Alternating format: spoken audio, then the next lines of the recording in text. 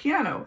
In this video, we're looking at some learning and teaching ideas for Alexander Reinagle's Opus 1 number 12 from the 24 short and easy pieces for keyboard, which he wrote originally to be played on the what we now call the forte piano, which would be the early piano, or the harpsichord actually.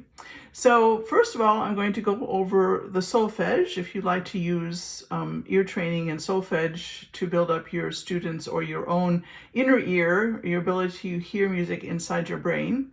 And then I'm going to adjust the camera and talk about some technical skills that you would use to pull off the right hand in particular. And then I will do a talking head portion where I give you a few more tidbits about Alexander Reinagle's rather interesting background and life. And if you aren't interested in the learning section, you can fast forward to the part where you see my head talking. So first of all, let's look at the left hand for the solfège. This is in G major. And when I get done with these Alexander Reinagle 24 short and easy pieces, I'll probably start posting individual scale practice videos, but I do have some scale videos that I will hopefully put in the description, links to the playlist for that. But anyway, so here we're starting with the descending G major scale. So it's do, ti, la, so, do, fa, sol, la, ti, do, fa, do, so, do, do. That's a little weird, so I will take the repeat. Do, ti, la, so, do, fa, sol, la, ti, do, fa, do, so, do, do, so, so, ti, do, so, ti, do, so, ti, do, so, ti, do, so, do, ti, la, so, do, fa, sol, la, ti, do, fa, do, so, do, do. And as I have mentioned in other videos, what you can do if you're learning this piece on your own in particular, or you want some practicing ideas, you can use this portion of the video, just note what the timestamps are, to practice your left hand along with my left hand, or to practice your solfège along with my solfège, or to practice your right hand against my left hand, or to practice your treble clef solfège against my bass clef solfège. So there's a lot of different ways you can use this portion of the video to practice. Now here, I'll play the notes that are written, but I'm only going to sing the solfège for the top.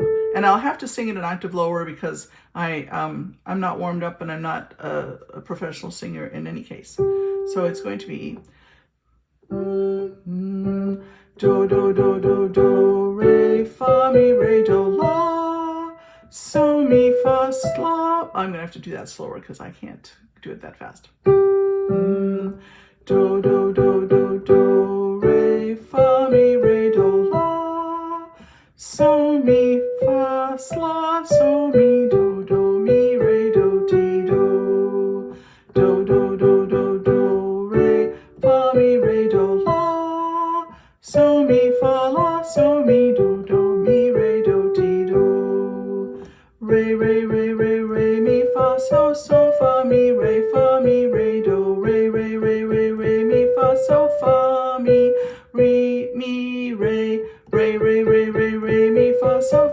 fa, mi, re, do, re, re, re, re, re, mi, fa, so, fa, mi, re, do, do, do, do, do, re, fa, mi, re, do, la, so, mi, fa, so, mi, re, do, do, do, do, do, do. Sorry about that. So hopefully you'll do better than I just did, and I'm sorry about the little extra pause there, but nothing is ever perfect. So what I would do if I was learning this for myself or practicing it, I would get really good at each hand alone, and then I would put hands together, probably from the end. So you know that you're going to have finger 4 here, and finger 2 here. The left hand doesn't move that much except for the octave things. So you would do the last 2 bars and then add 2 more bars. I lied. This should be finger 3, I think. And then add from the beginning.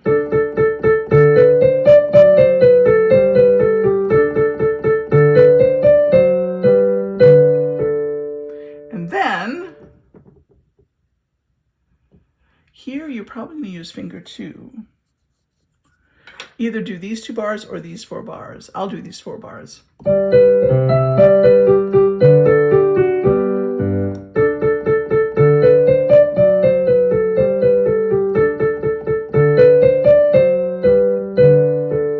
And then you could do it from the beginning or just 2 bars, whichever you prefer. And I'm not going to play that again. So now I'm going to adjust the camera to show the keyboard, and that part I'll probably cut. But there's a couple of technical things that you have to do to pull this off. The couple of technical skills that I'd like to point out to you is that at the beginning of those 6th, you can use a wrist bounce. And then lift your wrist and move to the chord and drop your wrist to get a nice sound of the chord. Then lift your wrist and move your arm to finger 4 on C and drop again, and then you can use your lateral wrist rotation to keep your arm aligned behind whatever finger is playing. Then here on the repeated G, you're going to lift your wrist and switch from finger 1 to finger 3. And then here at the end, you could either lift and move to fingers 1 and 5, or you could lift your wrist but hold on to the F sharp and switch to fingers 1 and 5 by angling your wrist, or switch to fingers 1 and 4, which reduces the amount of angle you have to have on your wrist. I like 1 and 5 because it gives me a strong feeling. Then in the second half, you can do a finger flick, just flick your fingers on the keys. And then remember to use your lateral wrist rotation to align your arm behind the finger that's playing, and then finger flick again. Lift your wrist for a nice repeated note, and then back to the beginning. So I hope that helps. Enjoy. So now a little bit more about Alexander Reinagle, the composer of this piece. He grew up, first of all, I should say that I will cite my source in the description. Most of what I'm saying right now, it came from the article in Grove Online. And the initial author was Robert Hopkins, and was revised later. The article was revised later by Kate Van Winkle Keller. Anyway, the set of pieces that we're looking at right now were published in London in 1780, and I'm pretty sure that Reinagle composed them when he was teaching and performing in Glasgow, Scotland. He wrote a second set of 24 pieces, woohoo, things to look at, and that was published in 1781. He also wrote a set of variations on Scots tunes, so I'm going to try to find that too. I really like his music, actually. And then he wrote 4 sonatas, and I have a friend who's planning to perform one of those sonatas, and I'll have to take a look at those as well. Anyway, he grew up with a professional musician father, and he was surrounded by his artistically and musically gifted older siblings, and some younger ones as well. He played a number of musical instruments, but he made his most significant contributions with his piano playing and with composing for piano. He also did a lot of concert managing. He arranged a lot of concerts, and we'll get into that in later videos. He spoke several languages, I believe also German and French. When he corresponded with Bach's son, Carl Philipp Emanuel Bach, Bach wrote him in both French and German. That particular Bach son was working for King Frederick the Great of Prussia, which is a whole other story. He was said to have very genteel manners and deportments, and he was very well educated as well. So his parents began their married life in Scotland. As I mentioned in the last video, they were listed as living in Edinburgh, but they eventually settled in Portsmouth, England, where most of their children were born. And I suspect that has to do with professional opportunities for the father, which he then went back to Edinburgh. So by the time Alexander was 5 years old, the family had moved back to Edinburgh, the whole family. I think the father went back for a while to work and then brought the family back over there. And the father was employed by and sort of affiliated with the Edinburgh Musical Society. And according to the article that I'm using for my resource right now, the Edinburgh Musical Society was a flourishing private concert-giving organization with a large musical library. And what is interesting and pertinent about all of this in relation to Alexander Reinagle's future influence on American musical culture was that the cultural musical life in Scotland was slightly different from the one in London. In London, they like to do their musical concerts in 2 acts, and in Scotland, they like to do them in 3 acts. And in London, they favored contemporary musicians of the day, contemporary as in musicians who were working at that time. And also I know from earlier research I did about Clementi, the English not only wanted music imported from other places, but they also wanted the composers of the music to import with their music. That's why Joseph Haydn, after he retired from working for the Esterházys, the